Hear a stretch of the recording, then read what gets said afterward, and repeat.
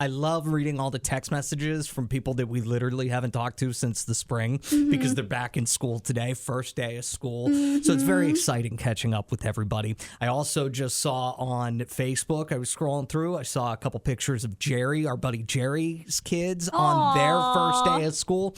And it made me think about Jerry. I wonder if he cried on his kid's first day of school. He seems like a bit of a softie. Yes. But if he didn't cry on the first day of school, do you think he cried at the cost of school supplies that he had to get? Because these are getting crazy. What parent wouldn't cry? I started thinking about this today because I remember when I was in school and the back to school shopping list every single year seemed to get more and more unhinged. Like I remember going shopping with my mom and she would be like, this is ridiculous. Why would they need 12 boxes of tissues for the classroom? Well. And it's like, yeah, because kids are going to go through a lot of tissues and it shouldn't be up to the teacher to buy all those tissues. But yeah, I just remember like each year that like sometimes it'd be like you need your own personal stapler. And it's like, really? Why is that on the school supply list? I think one year I had to get a staple remover.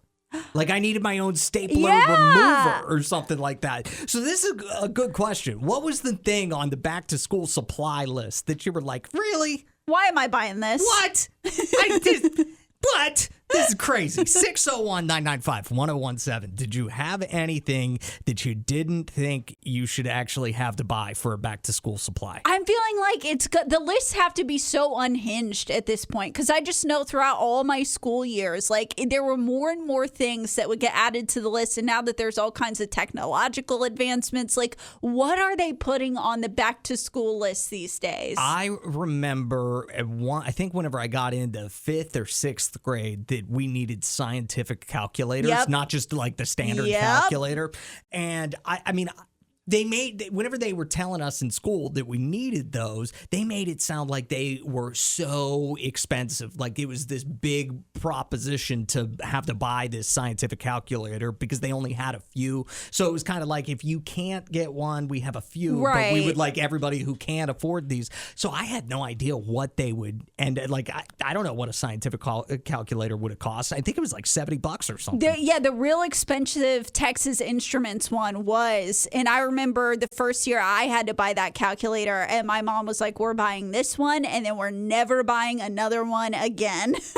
Jessica texted us and said, why should I have to buy cleaning supplies? Ooh, I wonder if they're asking for like, now that it's like post-COVID, they're probably asking for like disinfecting wipes and hand sanitizer. I bet that is a thing now. Wow, Chris, I just learned this from Chris. She texted us and said, fortunately, now we have the option to order all supplies as a package deal through the schools. They get nuts. Nuts? Like cashews? No. I think it's just like crazy how... how... I was thinking that was part of the, like, are they including snacks in the back to school package? Because that is wild.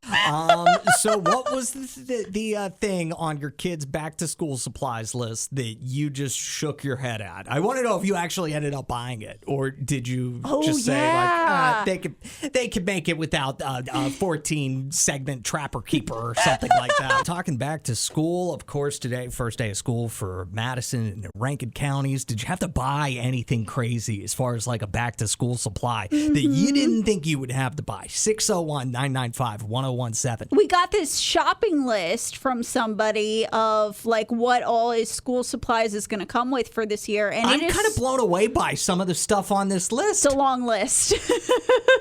They've got like a pre-sharpened pencil, dry erase marker. Pause on the pre-sharpened pencil. First of all, why are you paying extra money for them to be pre-sharpened? That's a good point. I would like the unsharpened pen. Could I get an unsharpened discount? First of all. Second of all, we didn't have to provide our own writing utensils in elementary school. You didn't have to buy your own pencils? No. Oh, no, we definitely did. No, they had the Ticonderoga #2s for us.